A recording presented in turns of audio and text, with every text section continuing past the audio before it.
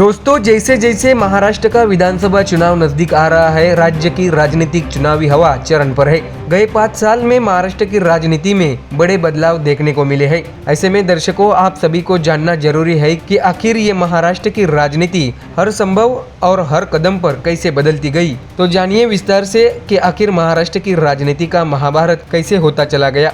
आपको बता दें कि अक्टूबर 2019 में विधानसभा चुनाव की घोषणा हुई थी। ठीक 5 साल बाद यानी आज एक बार फिर महाराष्ट्र विधानसभा चुनाव का ऐलान हो गया है। चुनाव 20 नवंबर को होंगे और नतीजे 23 नवंबर को घोषित किए जाएंगे। लेकिन पिछले 5 सालों में महाराष्ट्र में राजनीतिक हालात कैसे बदल गए हैं, हम इसकी पूरी जानकारी लेंगे। आपको बता दें कि 2019 में देवेंद्र फडणवीस महाराष्ट्र के मुख्यमंत्री थे।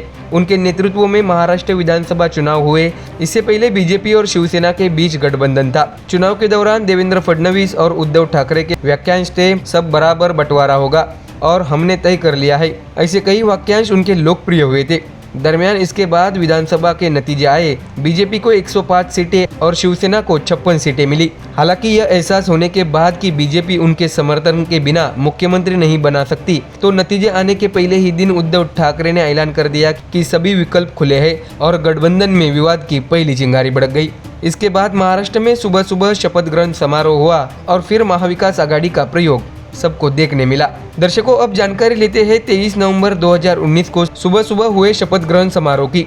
आपको बता दें कि 23 नवंबर 2019 एक ऐसी तारीख है जिसे महाराष्ट्र कभी नहीं भूल सकता, क्योंकि इस दिन महाराष्ट्र में बीजेपी और एनसीपी का गठबंधन देखने को मिला था। देवेंद्र फडणवीस ने महाराष्ट्र के मुख्यमंत्री और अजित पवार ने उप मुख्यमंत्री पद की शपथ ली। दरमियान एनसीपी विधायक टूटकर अजित पवार के साथ आ गए थे, लेकिन शरद पवार ने सभी विधायकों को वापस लाने में सफलता हासिल की। सुबह हुआ शपथ ग्रहण हर किसी के लिए राजनीतिक झटका था, लेकिन फिर सुबह हुए शपथ ग्रहण समारोह की सारी परतें खुल गई। इसके बाद एक और प्रयोग हुआ जिसकी महाराष्ट्र को कभी उम्मीद न थी, जो था महाविकास आघाड़ी का प्रयोग। 30 नवंबर 2019 को उद्धव ठाकरे ने मुख्यमंत्री पद की शपथ ली। देवेंद्र फडणवीस और अजित पवार की सरकार बनने के बाद अजित पवार भी एनसीपी में लौट आए।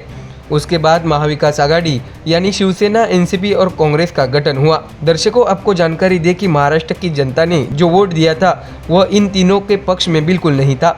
साथ ही महाराष्ट्र में एक भी मतदाता ने नहीं सोचा था कि ऐसा कुछ होगा, लेकिन शरद पवार और संजय राउत, सोनिया गांधी की पहल पर महाराष्ट्र में महाविकास आघाड़ी की सरकार बनी और इसके मुख्यमंत्री उद्धव ठाकरे बने।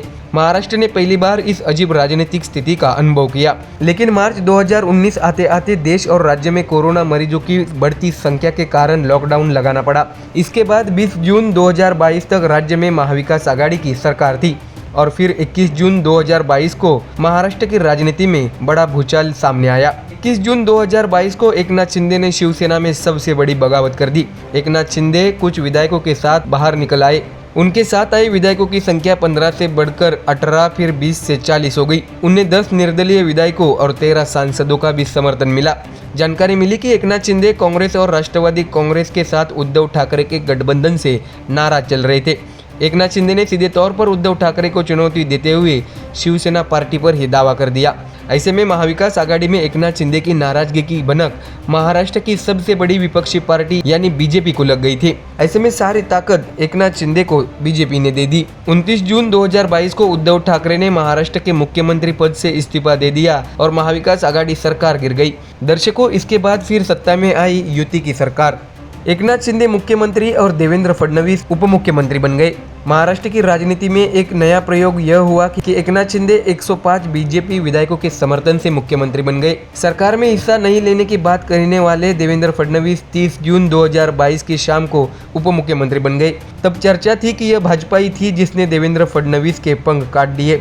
उप मुख्यमंत्री पद की शपथ लेते समय भी देवेंद्र फडणवीस के चेहरे के भाव बहुत कुछ बता रहे थे, लेकिन देवेंद्र फडणवीस ने दूसरे दिन से ही काम करना शुरू कर दिया।